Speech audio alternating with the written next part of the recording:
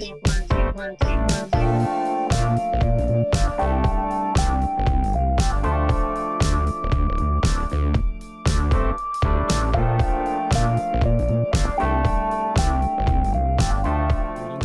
my dear friends. This is Daisuke, and I very much hope that this video finds you well and in very good spirits wherever you are in the world. And today, if you don't mind, I'd like to continue on with the great viewer questions that you so very kindly submitted to this channel a few months back. And I apologize so profusely for my laziness and tardiness and my slow pace in getting back to you. I really deeply apologize. I hope you can forgive me. They are great questions, and so I do want to address as many as I can.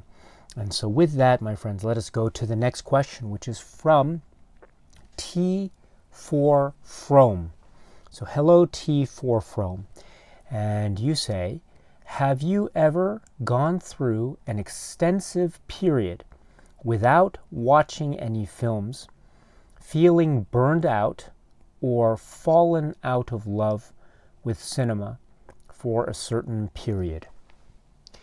T For Frome, thank you so much for this very interesting question. Thank you. And so to answer your question, yes, I have gone through in my life what could be described as an extensive period, a long or extended amount of time wherein I did not watch any films. And so I think I might have spoken about this before in a past video, but let me now try to recount this particular part of my life, this episode in my life, which was I would say around my 20s or so. It was after I graduated from university. And I think there was a period where I was just coming out of university and I was entering the real world, as it were. And so I think in that mix, I was going through in my own personal life many maybe discoveries about, say, living on my own and trying to earn a living, and also trying to meet new people in the various environments that I was finding myself in, etc. So I was trying to make discoveries, and I was making discoveries on the one hand, but I was also being confronted with a lot of, say, disappointments on the other. And those disappointments, or a number of those disappointments, were coming, say, from within me, and vis-a-vis my own sense of self and my own character, and how I was dealing with certain situations, or maybe how I was meeting people, or perhaps not being able to make those connections with others that I was really hoping to make. And so there were a number of disappointments as well as I was growing up in my life, right? And so I think in that mix, I had always been a real fan of cinema since I was a kid, as I mentioned, and then on through college, etc. But then I really did reach a point where I think one can say, or I could probably describe it best by saying, I lost faith. I lost my faith in cinema because I was feeling very disappointed in certain aspects of my life at the time. And for whatever reason, I couldn't find solace in watching films. I just couldn't. I really felt like this was, I felt like it couldn't provide me with the comfort or the answers that perhaps I was yearning for, seeking, or perhaps that I thought I was yearning for or seeking. So that also led, or perhaps coincided with, or perhaps was related to a similar viewpoint that I was having. And it was maybe crisis is a little bit of a strong word, but in terms of a cinema journey, it perhaps could be described as being a crisis of one's cinema journey. At least it was for me, which was that I was really struggling with the notion of cinema as I understood it to be in terms of narrative fiction films. And I came to a particular point where I thought, why am I investing so much of my time in watching stories that are made up, that are not real, that are not part of what I perceive to be the real world, right? Because films that I was watching, they weren't the stuff of my everyday life, right? They were stories that I was watching. So why was it that I was focusing so much time on films where I could instead focus that same amount of time or energy in the real world, as it were, from a certain point of view? And so that was sort of where my mindset was at around this time. And I think perhaps it coincided with or arose because of maybe certain disappointments I was feeling in my own life. And I was thinking, maybe in order to be able to remedy that, or to focus more on my own life and try to maybe say improve my life, maybe I should try to focus less on watching films and more on focusing on other things that were occurring in my life. So that was my mindset. And so based on that, I would say that there was a period where I didn't watch anything. I mean, I heard about it and I would hear things, but this was also a time too where I didn't have any, I made a choice not to have, say, like an internet connection in my apartment that I was living at the time. Also, there was a period where I actually got rid of my TV and I didn't have a TV. I don't think it was we didn't have like iPhones or anything like that yet, and so it wasn't that stage. But in any event, I was pretty much, I pretty much got rid of all of those, say, pieces of equipment in order that would otherwise have allowed me to, say, watch certain films or certain movies, etc. So there was a period where I was like that, and I don't know, I forget exactly how long it was, but maybe it was, I don't want to say, was it a year? I forget exactly, but it's been quite a while since that period. But I think I was able to find a way, or to maybe still have a sense of curiosity about cinema. Maybe it was deep down always there, but it just felt, one day I just felt, oh, I just want to watch a movie. And I suddenly realized, or maybe not suddenly, but I gradually realized, I should say, not suddenly, but gradually, I gradually began to realize that watching movies, for me and my own cinema journey, I thought was very valuable.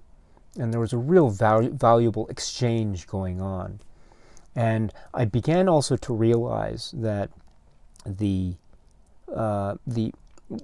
act of watching, say, a fantasy film, or a film that maybe in several months prior I might have thought, oh, this is fantasy, therefore it is a lie, it is false, I must focus on the real world instead. So this type of film, now I was beginning to realize there is great value. There is real great value, potentially anyway. There is potentially great value in investing time and energy and money into consuming or watching a film that is, say, pure fantasy, or say a vision or complete fiction. And the fiction is an obvious one, separate from so-called real world. There is still great value in watching a work like this, because, and I started to realize this, and it's really very valuable, I thought, as a learning lesson, because, of course, it serves as, say, a means to escape from the everyday life, and that is very important, the ability to what's the phrase, switch off and just think about something completely different. The body and the mind need that. We need that type of one can call it a rest break, or one can call it a diversion, or one can call it a sense of, say, doing something new. That's very important, the idea of stimuli is very important, but also the idea of rest is also very important. So in that way, it's very valuable. And also through the engagement of, say, purely fictional films, one can still learn about one aspects of the real world or one's life or the lives of others, and learning about others in terms of messages. And therein lies the idea of the power of metaphor. What does this mean? What does this symbol or this particular character mean in the context of some kind of message or grand scope or scale? And so those sorts of possibilities then come in. Of course they do, right? But when I was younger, these were things that maybe were not so clear to me. But now they were beginning to find focus. And so that meant too that for me, it became something of a return to what I felt then was a glorious time. It was like a rebirth, a renaissance of a cinema journey come back to life. And so that was a very important thing. And so, again, to make a long story short, I have had that experience, and this was I think the biggest cinema journey crisis of my life during this time. But again, it was, I think, very necessary, and I think it was a really good thing too. Now that I think about it, because it really meant that I was able to maybe reassess, and I could have made a decision at that point too. I could have said, you know what, I've had a nice run with my cinema journey, but you know what, maybe I should say goodbye and maybe do something. I could have done that, and I think that would have been okay, right? Because I would say it does take time and energy and money and a certain type of commitment to be on a cinema journey. And so maybe had I decided to say au revoir, not au revoir, but farewell to cinema in terms of the exploration aspect of it, I could have done something else. And who knows, maybe it would have been, my life would have probably been different or not different, who knows. But I think that type of choice is very healthy. And even if I had chosen, say, not cinema but something else, I think that would have still been a healthy choice, because it would have meant that something that I was comfortable with. But it just so happens that I was able to return to the cinema landscape, and from that point on, it became something that I would always return to. Now, that's not to say that I watch a film every day, or I have this pace of watching constantly stuff. There are moments even now where I have to take a break, and so maybe I'll have, I don't know, maybe a week, couple weeks, maybe even more. I'll just not think about it at all.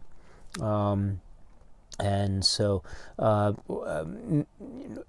have the YouTube channel, and that keeps me going. But sometimes when I do the YouTube channels, well, sometimes I have moments where I do a lot of videos and discussions, and then there are other times when I'm pretty quiet and I don't do a lot. And so that's when I feel perhaps I need to just take a little bit of a break, or maybe slow down the pace of film discussion or film viewing or watching.